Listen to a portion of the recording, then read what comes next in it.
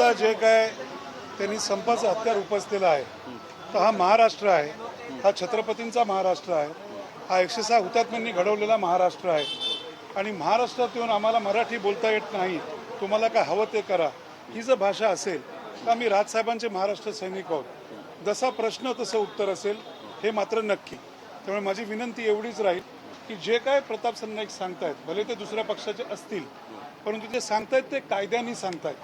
आणि हीच भूमिका राजसाहेब ठाकरे गेली 19 वर्ष लोकांसमोर मांडतायत.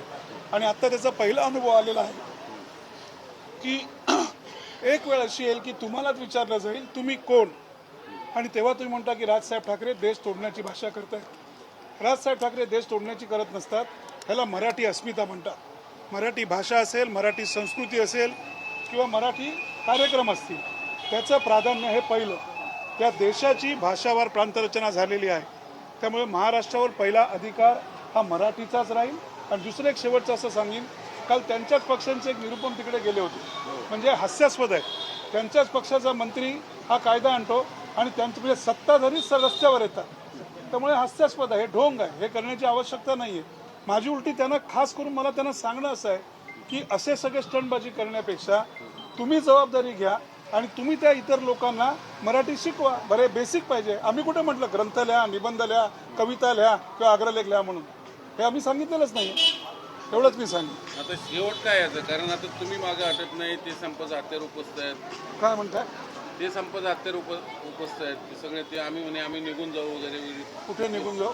आमचे काही रिक्षा गेले पण तिकडचे. शेवटी कसं एक लक्षात ठेवा, हा तिकडच्या राज्यकर्त्यांचा पराभव आहे. शेवटी काय आहे, त्या बिचारांना इकडे यायला कशासाठी लागतं?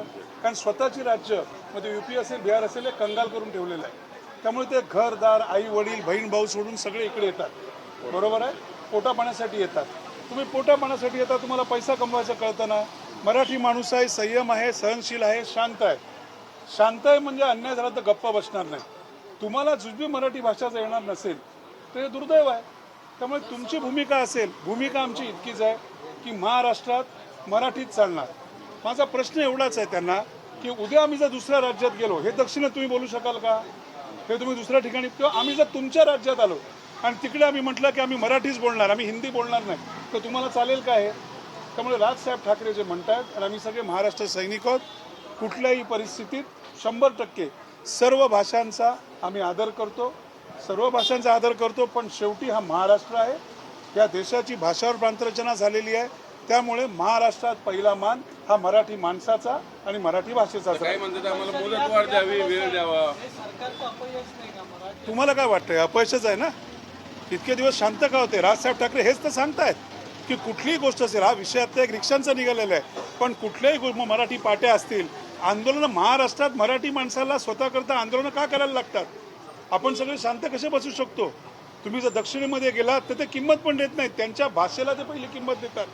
कारण का? आपण सहनशील आहोत, आपण सहिष्णू आहोत, आपण त्यांची भाषा शिकतो. पण आज त्यांनी तुम्हाला ऐकवलंच ना की आम्ही बोलणार नाही, करायचं ते करा म्हणून. म्हणून एवढंच सांगेन तुम्हाला ही राजभाषा आहे, हे राजविचार आहेत, ते राज आदेशात रूपांतरित करून द्यायचा आम्हाला प्रयत्न करून देऊ नका. आणि जर राजसाहेबांचा आदेश निघाला तर महाराष्ट्र सैनिक काय करतो हे मी तुम्हाला नव्याने सांगण्याची आवश्यकता नाही. राजकीय प्रश्न आहे. उद्धव ठाकरे आणि देवेंद्र फडणवीसांची वर्षावरची भेट झाली, मध्यरात्री भेट झाली. असा प्रबुद्ध भारत जे आंबेडकरांच्या विचारांचं जे मुखपत्र चालवलं जातं, त्याच्यामध्ये हे छापण्यात आलेलं आहे की देवेंद्र फडणवीस आणि उद्धव ठाकरेंची मध्यरात्री भेट झाली. तुम्हाला असं वाटतं का की विधान परिषदेसाठी उद्धव ठाकरेंनी देवेंद्र फडणवीसांची भेट घेतली असावी किंवा झाली असावी? साहेब, मी मनसेचा नेता आणि प्रवक्ता आहे. आपण प्रश्न विचारताय ते वेगळ्या पक्षाचे पक्षप्रमुख आहेत. आता त्यांनी मध्यरात्री कशा करता भेट घेतली हे तुम्ही त्यांचे सकाळी 9 वाजता येतात ना संजयजी राऊत, त्यांनाच विचारा, ते याचं उत्तम विवेचन करू शकतील.